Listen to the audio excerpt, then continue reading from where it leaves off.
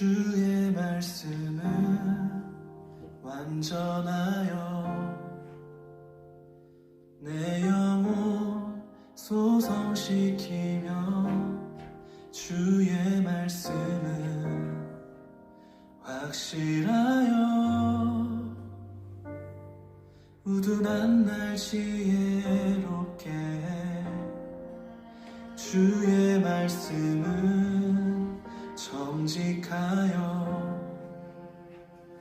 내 마음 기쁘게 하며 주의 말씀은 순결하여 나의 눈 밝게 하시네. 주의 말씀은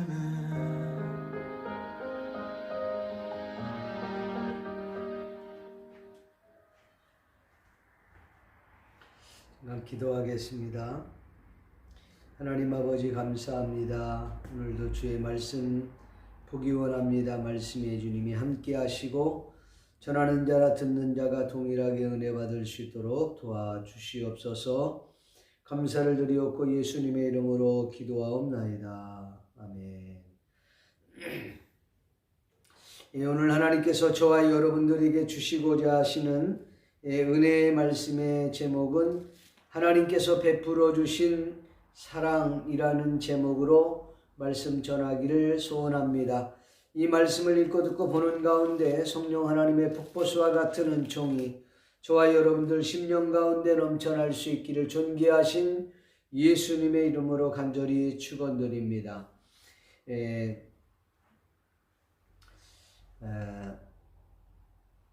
크리스천들의 모습을 두 부류로 나눌 수가 있습니다. 먼저는 왕같이 누리는 사람입니다. 그는 무엇에든지 평안하고 넉넉합니다.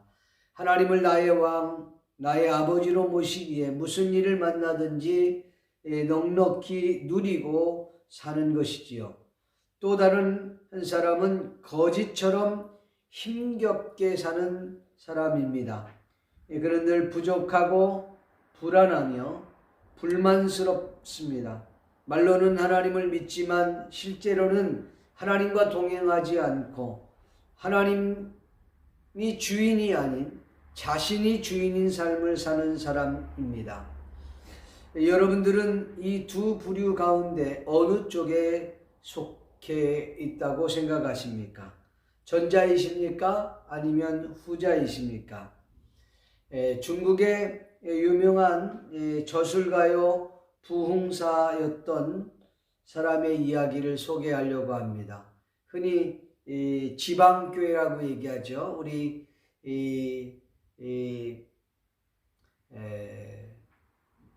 전통적인 교회에서는 좀 경계하는 사람 중에 한 사람인데 다른 것을 무슨 사상을 얘기하는 게 아니라 그가 경험했던 그 부분을 잠깐 소개하려고 합니다. 워치만이라고 하는 사람인데 그는 20대에 중한 질병에 걸려 죽음의 위기에 놓이게 되었습니다. 이를 놓고 그는 간절한 마음으로 하나님 앞에 기도하는데 하나님께서 갑자기 그에게 환상을 펼쳐 보여주었습니다. 자신이 타고 있는 배가 이렇게 떠내려가고 있는데 난데없이 거대한 암초를 만나게 되었다는 거죠. 그래서 이 배는 그 암초에 부딪혀 산산조각이 날 수밖에 없는 그런 위험한 상황에 놓여 있을 때 그가 그 환상 중에 주여 도와주십시오. 주여 이 암초를 넘어갈 수 있게 해주십시오라고 외쳤던 것입니다. 그랬더니 어디서부터 밀려온 홍수와 같은 큰 거대한 물결이 그 암초를 뒤엎었다는 거예요. 엎으면서 배가 그 암초를 뛰어넘는 그런 놀라운 경험을 환상으로 보게 되었다는 것입니다. 그리고 난 이후에 그는 정말 기적과 같이 하나님의 은혜로 말미암아 질병도 고침을 받고 또 모든 고난도 능히 이기는 사명자가 되었다는 이야기입니다. 이처럼 오늘 우리 앞에 있는 거대한 암초들, 내지는 시험, 질병, 실패, 고통, 아니면 그 원수의 악습을 이기려면 무엇보다도 먼저 넘치는 은혜, 넘치는 그분의 그 사랑을 경험해야, 그 십자가에 놀라우신 그 은혜의 은총을 경험해야 왕같은 크리스찬의 삶을 살 수 있지 않겠나, 그렇게 생각을 합니다. 오늘은 요한일서 4번째 시간인데 본문을 통해서 함께 은혜를 나누려고 합니다. 오늘 요한일서 3장 1절에서 12절 말씀을 함께 나눌 때 큰 은혜가 넘쳐날 수 있기를 바랍니다. 먼저 우리가 생각할 수 있는 것은 하나님께서 베풀어 주신 그 은혜와 사랑이 무엇인가를 생각해 보려고 합니다. 저와 여러분들에게서도 하나님께서 분명히 베풀어 주신 그 큰 은혜와 사랑이 있을 거라고 생각합니다. 그 은혜와 사랑이 과연 무엇입니까? 한번 이 시간 저와 여러분들이 고민하며 또 하나님께서 주신 그 사랑을 되새기며 그 은혜에 감사할 수 있는 저와 여러분이 되기를 바랍니다. 은혜와 은사는 비슷하면서도 다른 개념을 가진 단어들 때문에 혼동하게 되는 경우가 많습니다. 예를 든다면 지식과 지혜라는 것이 있습니다. 지식이라고 하는 것은 인간이 노력해서 습득할 수 있는 것이죠. 그러나 지혜는 인간이 노력으로 얻는 것은 아닙니다. 이 지식은 인간이 공부하고 학업을 통해서 얻을 수 있지만 지혜는 하나님으로부터 오는 겁니다. 내가 얻은 그 지식을 활용하는 능력이라고 할까요? 그것이 하나님이 주시는 지혜라는 것이지요. 성경의 대표적인 것이 있다면 은혜와 은사일 것입니다. 우리말로도 발음이 좀 비슷하지요. 헬라어도 비슷합니다. 카리스 또 카리스마 유사하잖아요. 은혜와 은사는 값없이 주어지는 하나님의 선물을 말합니다. 값없이 주어진다는 측면에서는 이 은혜와 은사는 같습니다. 그러나 이 구원에 관계된 것이 아니라는 측면에서 이 은사는 구원 그 은혜와 다른 것이죠.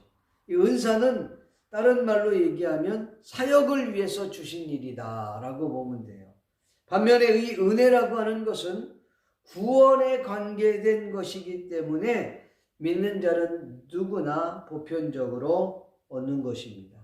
이런 정의를 염두에 두고 현재 우리가 사용하고 있는 말을 과연 제대로 쓰고 있는지 생각해 볼 필요가 있다고 생각합니다. 흔히 우리가 자주 사용하고 있는 은혜라는 말이에요. 목사님 오늘 설교에 큰 은혜를 받았어요 라고 얘기했는데 그 말이 꼭 틀렸다고 말할 수는 없지만 또 꼭 맞는 이야기라고 말하기도 어렵습니다. 은혜는 하나님께서 주시고 그리고 그 말씀을 대언하고 전달하는 것은 목회자들이 하는 것입니다. 근데 은혜는 뭐와 관계가 돼 있다고요? 구원과 연관이 된 부분들을 두고 할 때에 은혜라는 말을 사용하는 것입니다. 그러니까 하나님 말씀을 들었을 때에 오늘 하나님 말씀 들려주셔서 감사합니다. 귀한 말씀 전달해 주셔서 감사합니다. 이렇게 말해야 더 정확한 표현이라고 생각합니다. 은혜를 많이 받았어요 라고 하는 말을 쓸 때라 굳이 써야 된다고 한다면 여러분들이 이와 같은 문장을 생각하고 이런 내용을 가지고 사용하는 게 좋지 않겠나 생각을 해요. 자, 그렇다면 오늘 하나님께서 어떤 은혜와 사랑을 베푸셨는지 우리가 생각해 보려고 해요. 먼저 우리가 생각할 수 있는 것은 하나님의 자녀가 되는 은혜와 사랑을 경험하게 되었다라는 것이죠. 오늘 본문 3장 1절을 보니까 보라, 아버지께서 어떠한 사랑을 우리에게 베푸사 하나님의 자녀라 일컬음을 받게 하셨는가. 우리가 그러하도다. 그러므로 세상이 우리를 알지 못하면 그를 알지 못함이라. 예, 하나님의 자녀가 되었다는 것이지요. 여러분, 하나님의 자녀가 아무나 되는 게 아닙니다. 예수 아무나 믿는 것이 아닙니다. 예수 믿는 것 자체가 하나님의 특권이요, 우리에게 주시는 놀라운 하나님의 은혜가 아닐 수 없는 것이죠. 흔히 말하면 이 하나님의 자녀가 되는 것은 택한 자녀가 하나님의 자녀가 되는 겁니다. 예, 아무나 믿는 게 아니라는 거예요.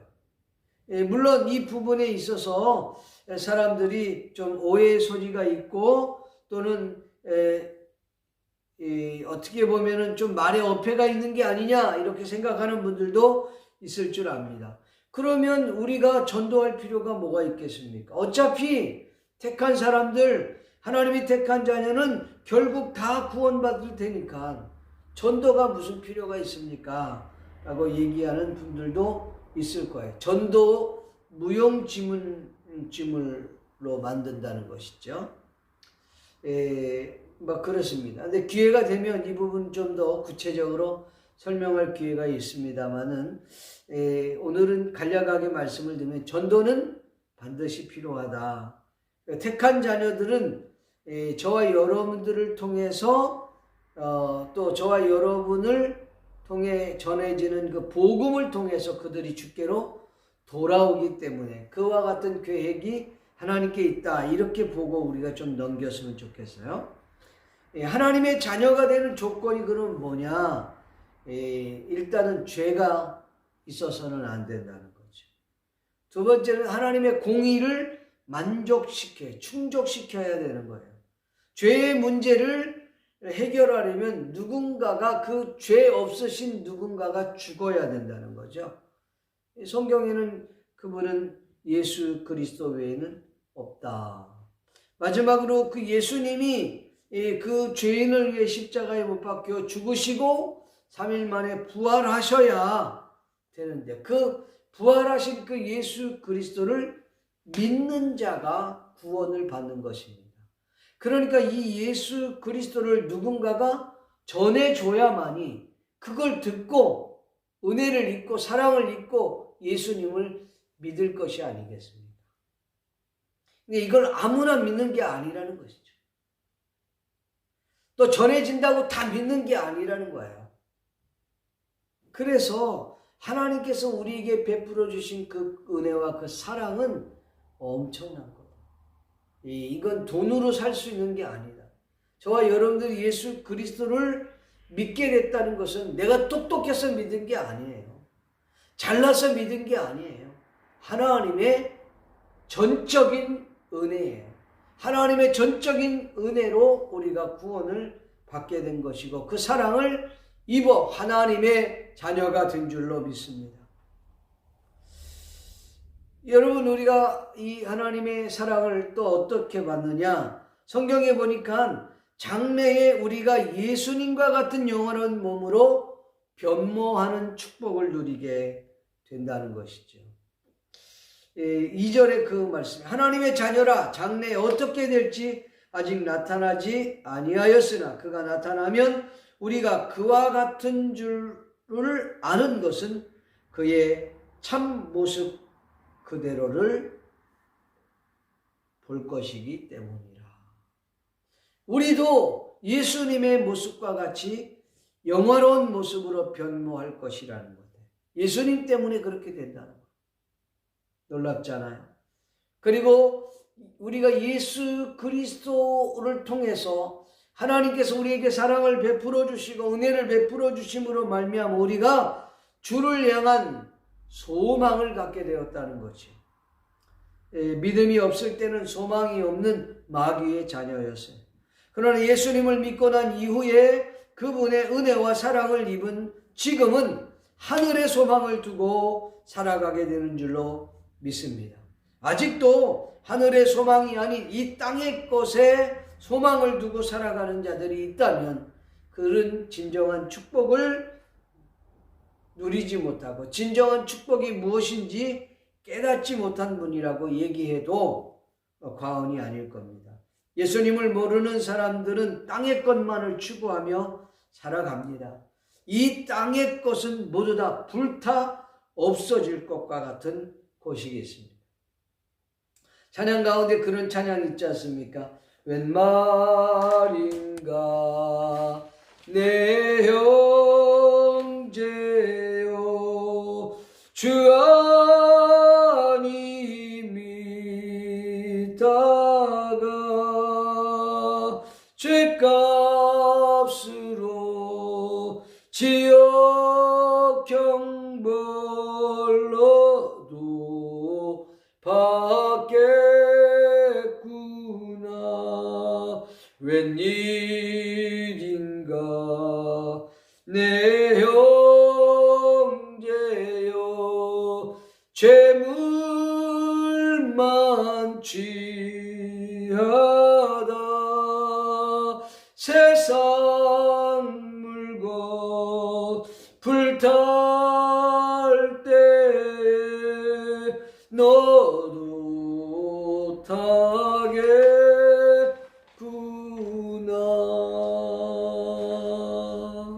아멘. 그렇습니다. 여러분, 우리가 이 땅의 소망이 아닌 하늘의 소망을 두고 사는 사람만이 진정한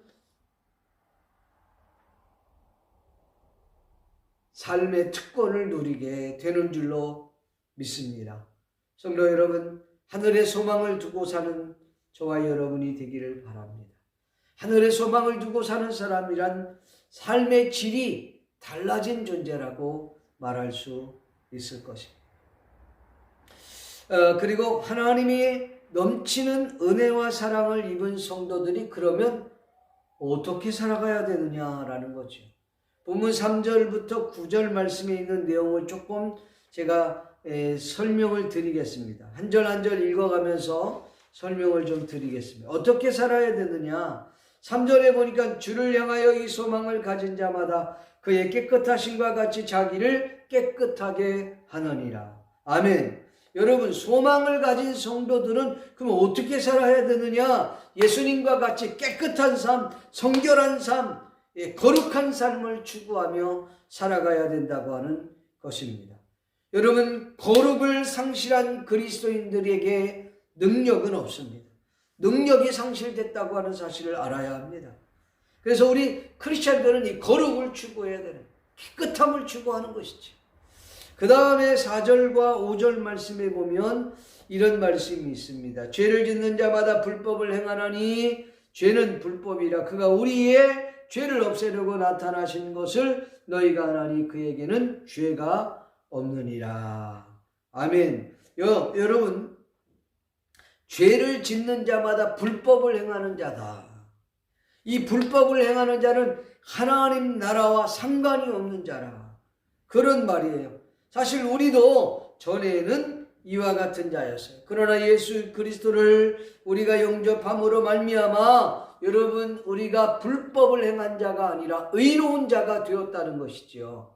왜요? 예수 그리스도께서 우리의 이 불법을 갖고 있던 이 죄를 없애주기 위해서 이 땅에 오셔서 그분이 우리의 죄 문제를 담당해 주셨다는 것이죠. 그래서 하나님의 공의를 만족시켜 주시는 분이 예수 그리스도십니다. 그렇기 때문에 그 주님이 죄가 없으셔야 돼. 성경에는 예수님 외에는 죄 없는 인간이 없어요. 예수님이 참 인간으로서 죄 없으신 분이 우리의 죄 문제를 해결하기 위하여 십자가에 못 박혀 죽으심으로 말미암아 우리가 불법에 행한 자가 아니라 의로운 자로 칭의 거듭나게 된 줄로 믿습니다. 그래서 저와 여러분들이 추구하는 삶은 바로 불법이 아니라 의로운 삶, 그 삶을 추구하는 것입니다. 그래서 믿는 성도들이 또다시 죄에 허덕이는 삶을 살아서는 안 돼요. 그래서 속죄의 은혜를 입은 하나님의 자녀들은 여러분 이렇게 우리가 죄에 허덕이는 삶을 살아서는 안 된다라는 것이지. 여러분 9절 말씀을 보면 하나님께로부터 난 자마다 죄를 짓지 아니하나니 이는 하나님의 씨가 그 속에 거하며 그도 범죄하지 못하는 것은 하나님께로부터 났습니다. 물론 이 본문은 예수 그리스도를 두고 하는 말입니다. 그러나 예수님을 따르는 자와 그리고 저와 여러분들 또한 이 죄를 추구해서는 안 된다는 것입니다. 이 말은 예수님을 따르는 자가 죄를 짓지 않는다 그런 말이 아니에요. 이미 우리가 죄 문제를 완전히 영원히 예수 그리스도를 인하여서 여러분 해결받은 하나님의 자녀들이 또다시 죄에 허덕이는 삶을 추구해서는 안 된다 이 말이에요. 인간이 죄인이기 때문에 죄와 늘 동행하며 삽니다. 그러나 우리가 그 죄를 추구하는 인생이 아니라 하나님 의로움을 추구하는 삶, 정말 하나님 원하시는 가치 있는 삶, 그게 뭐예요? 그 하나님의 나라와 그 의를 구하는 삶, 그 삶을 추구하며 살아가야 된다고 하는 사실을 믿기를 주님의 이름으로 간절히 축원합니다. 마지막으로 처음부터 들어온 새 계명을 삶으로 실천하기를 소원합니다. 하나님의 자녀가 마귀의 자녀들을 어떻게 구별할 수 있을까요? 세상 사람들은 어떻게 믿는 자와 믿지 않는 사람을 구별할 수 있을까요? 지난 시간에도 말씀을 드렸던 것처럼 옛 계명, 새 계명을 지킴으로 구별된다는 사실을 우리는 잊지 않아야 합니다. 본문 10절 말씀을 보니까 이러므로 하나님의 자녀들과 마귀의 자녀들이 드러나나니 무릇 의를 행하지 아니하는 자나 또는 그 형제를 사랑하지 아니하는 자는 하나님께 속하지 아니했다. 의를 행하지 아니하고 그 형제를 사랑하지 않으면 하나님께 속하지 않는다는 말이에요. 하나님께 속하려면 어떻게 의를 행하고 그 형제를 사랑하면 하나님께 속하는 것과 같다는 것이죠.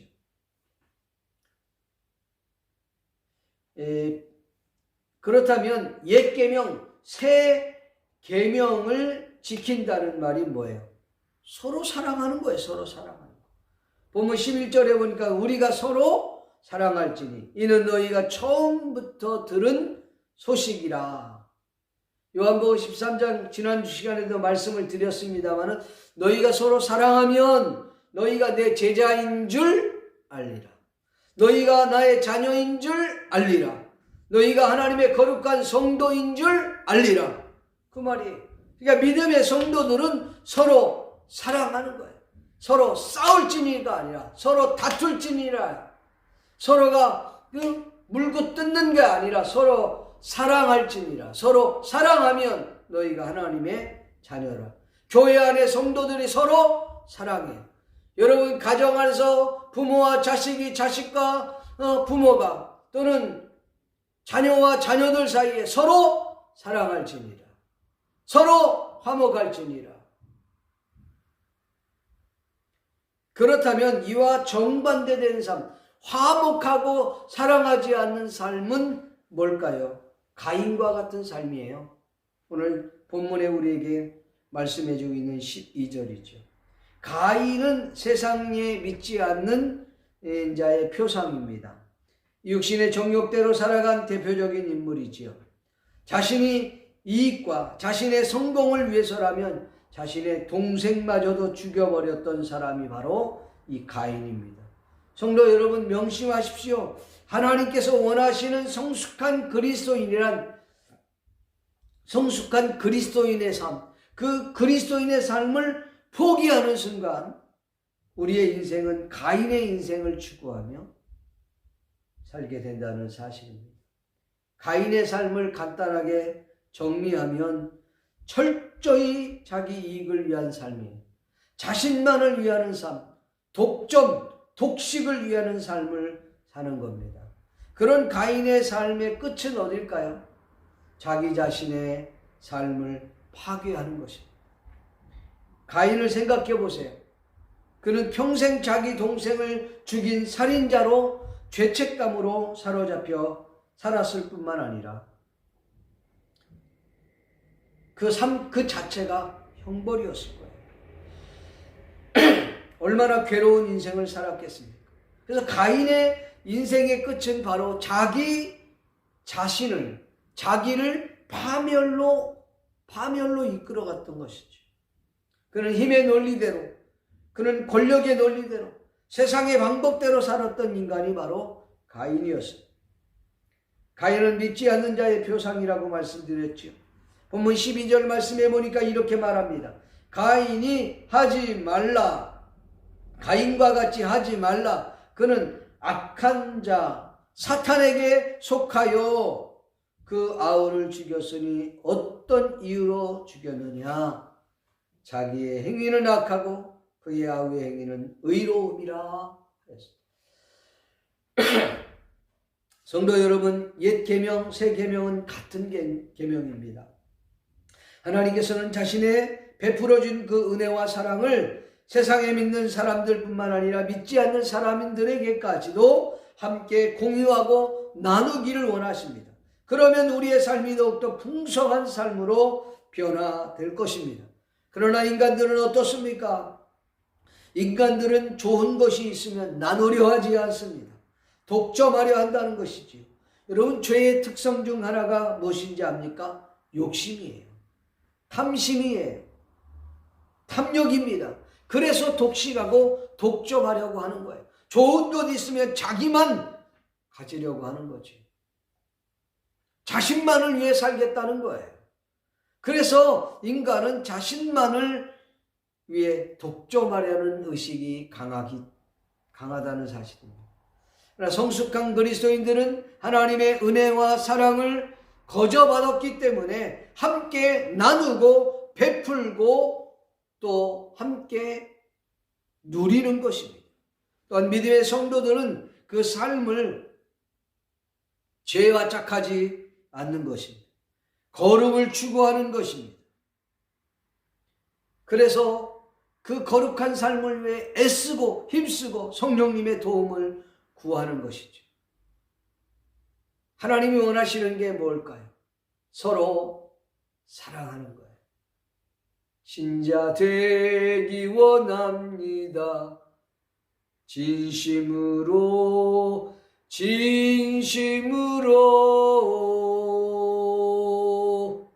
예수 닮기 원합니다.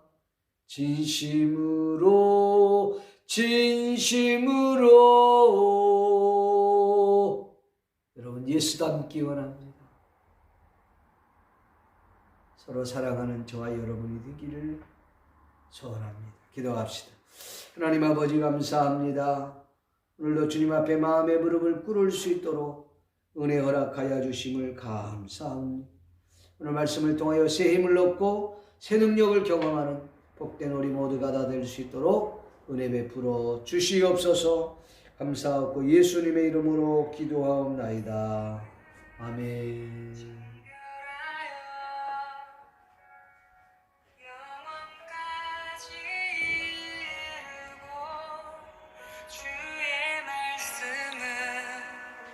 진실한